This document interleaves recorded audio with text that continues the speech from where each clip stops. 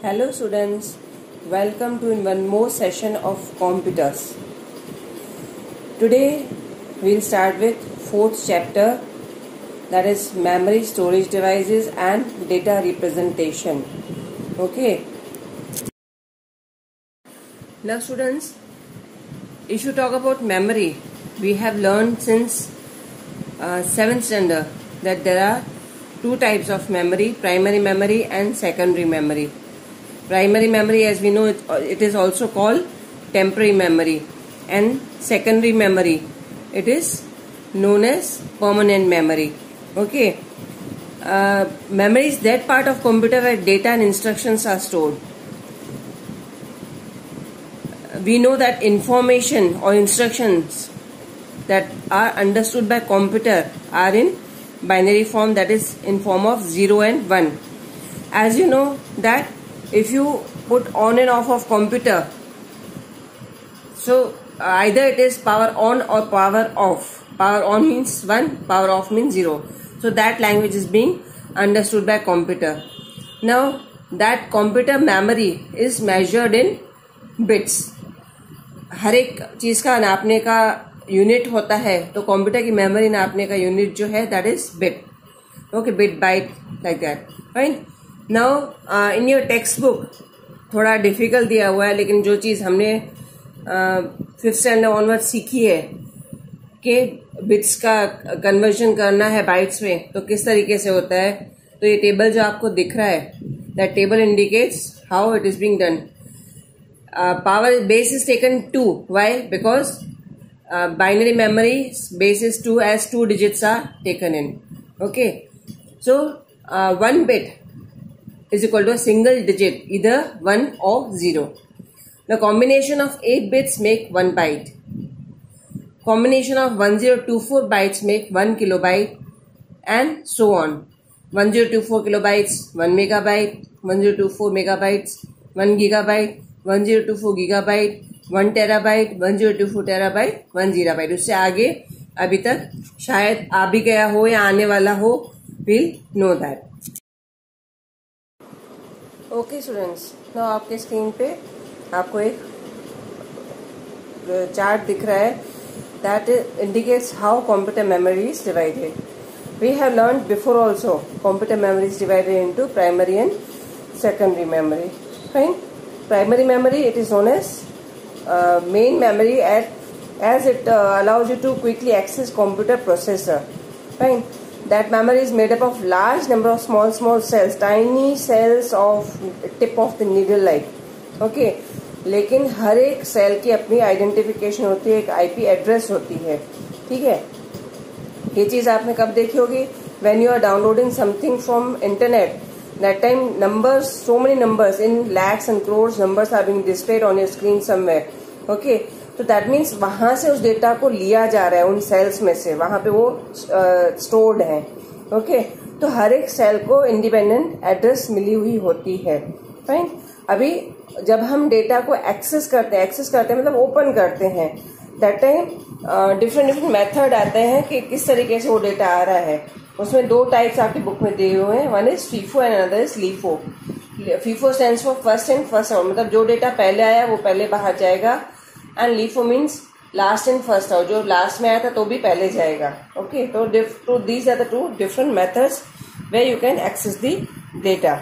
Okay, अभी यहाँ पे प्राइमरी मेमोरी जो है that is divided into 2, that is random access memory and ROM, that is read only memory. अब random access memory जो है उसके भी दो फॉर्म्स है, S RAM and D RAM. Static random access memory and dynamic RAM. Okay, that is random access memory.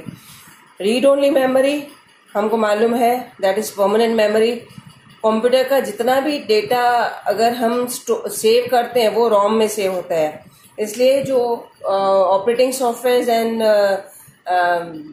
Application software हैं वो रोम में ही स्टोर होते हैं. फाइन. रैम जो है वो टेम्पररी मेमोरी है जो हमको काम करना अलाउ करती है. जब तक वो डेटा सेव नहीं करेंगे और किसी वजह से लाइट बंद हो गई तो दैट इज गॉन. ओके, तो रोम इज परमानेंट मेमोरी. नाउ रोम में भी डिफरेंट फॉर्मेट्स के मेमोरीज आते हैं, प्रोम, ई प्रोम एंड ई प्रोम. ओके, उसके अलावा रैम एंड रोम जो है उसके अलावा एक कैश मेमोरी होती है जो डिवाइस मेमोरी बोली जाती है। कई बार आप लोगों ने मोबाइल्स में देखा होगा, है ना, कि कैश मेमोरी होती है। कैश मेमोरी किसी भी डिवाइस में, लैपटॉप है, पर्सनल कंप्यूटर है या फिर आपका मोबाइल है, उन सब में कैश मेमोरी होती है जो टेम्पररी आपका डेटा सेव करती है।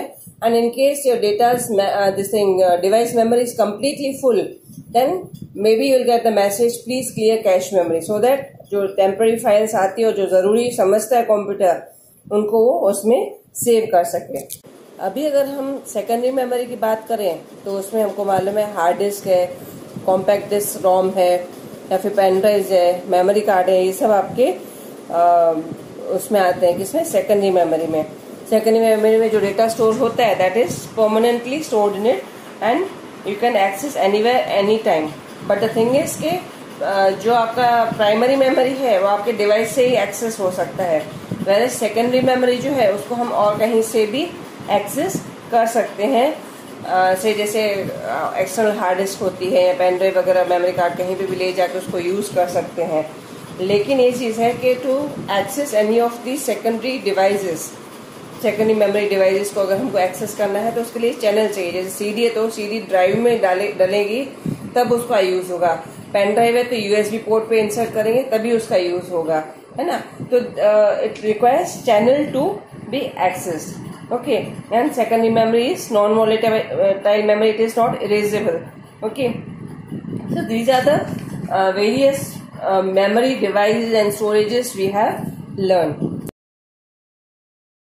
Now students, talking about data representation into computer's memory. आपको मालूम है हम 5th स्टैंडर्ड से एटलीस्ट सिखाए गए हैं, आगे भी आपने पढ़ा ही होगा कि कंप्यूटर में हमेशा कंप्यूटर जो भाषा समझता है वो बाइनरी लैंग्वेज की समझता है। तो 2 स्टेज होते हैं, ऑन एंड ऑफ। पहले भी हमने इस बारे में बात की।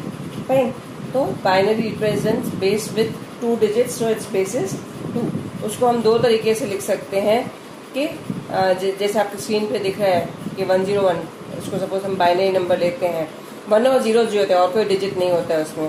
Okay, so it can be written as 101 base 2 और 101 बेस कैपिटल बी और स्मॉल बी। फाइन, इसमें थोड़ा करेक्शन है, मैंने दोनों में कैपिटल बी लिख दिया है। Fine, anyway, now conversion of binary number 101 in decimal number. अगर कोई बाइनरी नंबर है तो उसको उसका डेसिमल नंबर क्या होगा वो हमको जानना है।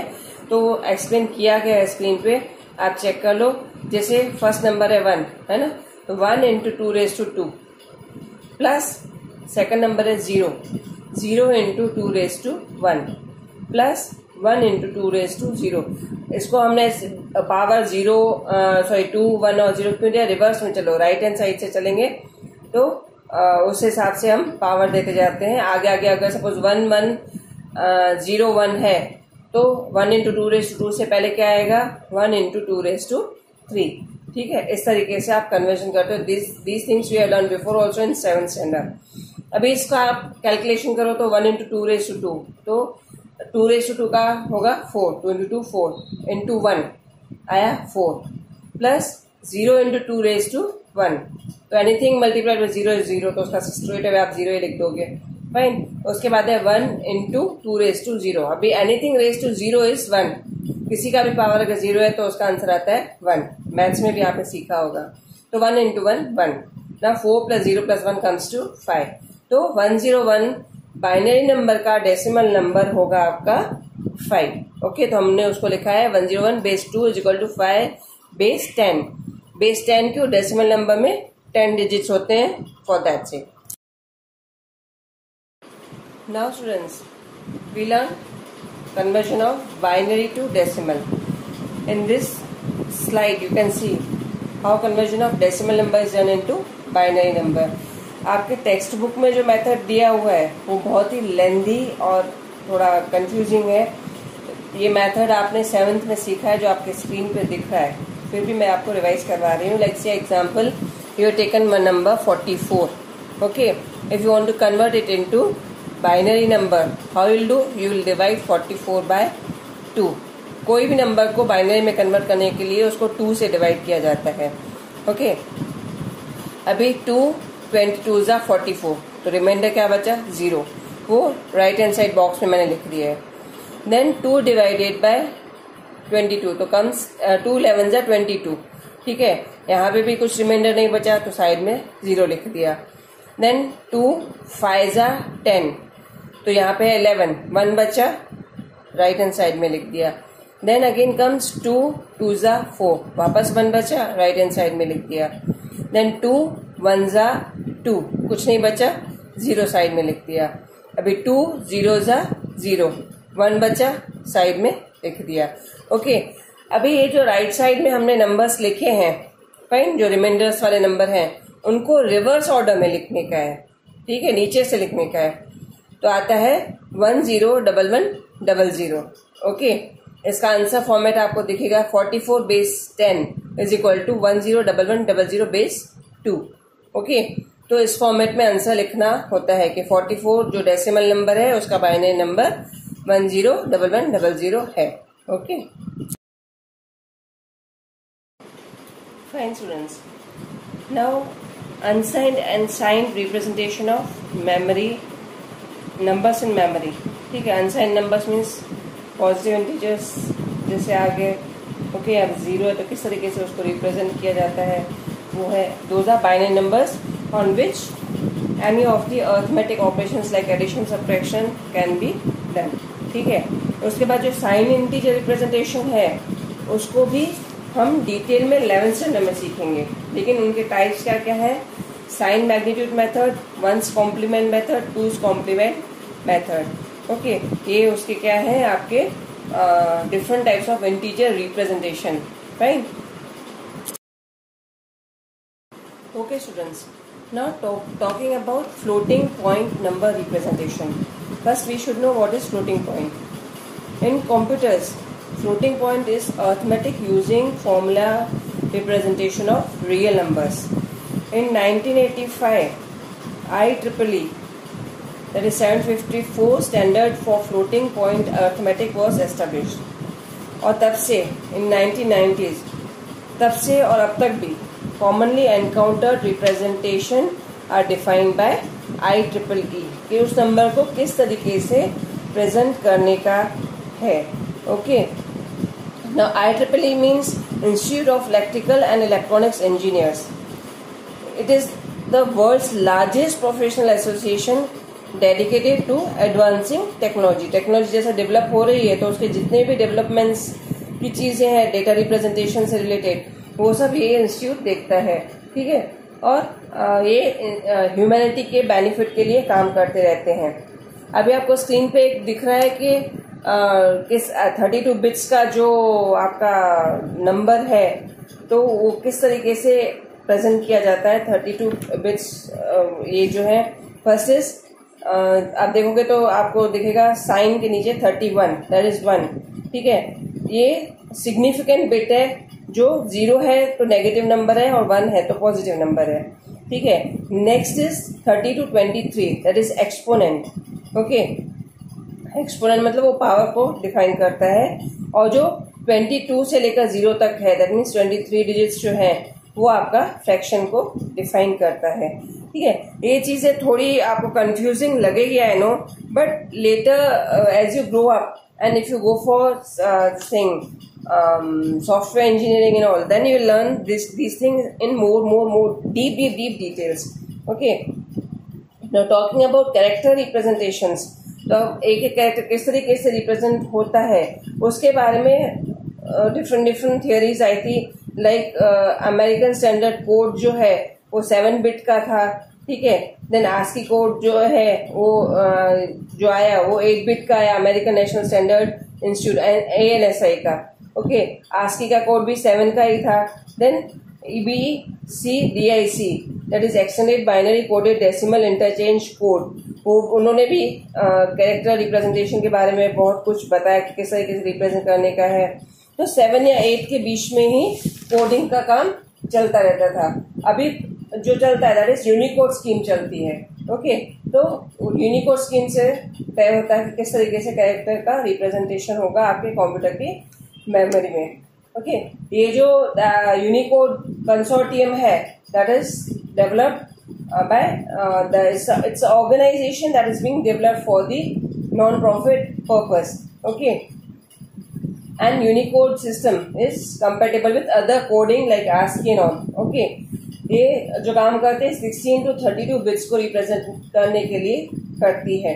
ओके, अभी जो लेटेस्ट यूनिकोड स्टैंडर्ड रिप्रेजेंटेशन चल रहा है उसमें आप कहीं पे भी जैसे फाइल नेम वगैरह भी देते हो तो जितने भी कैरेक्टर्स आप लिखते हो तो वो ले लेता है. Fine. Okay students, now last but not the least, computer की मेमोरी में इमेजेस ऑडियो वीडियोस किस फॉर्मेट्स में सेव होते हैं. We learn about that in short. Right, images जो रिप्रेजेंट होते हैं वो जीरोज और वंस में ही होते हैं आपके बिट्स फॉर्म में. आपको मालूम है, आप इसमें मोबाइल में आप पिक्चर को जूम करने जाते हो तो वो फट जाता है, तो हम बोलते हैं इसके बिट्स फट रहे हैं. ठीक है, तो वो 0 1 में ही बाइनरी फॉर्म में ही स्टोर किया जाता है. ओके, अभी पिक्सल्स में, not bytes also but those pixels are finally transformed into bytes. अभी अगर हम इसकी इमेजेस की बात कर रहे हैं तो उसके आपको फॉर्मेट्स जो मिलेंगे वो है .bmp, .jpg, .png, .gif, .tif. ये सब डिफरेंट फॉर्मेट्स हैं पिक्चर्स के. अगर साउंड के ऑडियो फाइल्स के हम फॉर्मेट्स देखें तो .wav, .mp3, .wma ये होते हैं. ओके, और वीडियो फॉर्मेट्स जो होते हैं .flv, .avi, .wmv and .mp4. ये फॉर्मेट्स कहाँ यूज होते हैं, लाइक कहाँ सपोर्ट, किस किस एप्लीकेशन में कौन सा फॉर्मेट सपोर्ट होता है वो ऑलरेडी उस सॉफ्टवेयर में दिया जाता है. तो कई बार हमारा फाइल कहीं किसी एप्लीकेशन में नहीं खुल रहा है, that means that format is being not supportable by that application. Okay, so we should have awareness about that. Okay students, with this we complete our 4th chapter. We'll meet soon in next session. Till then, goodbye.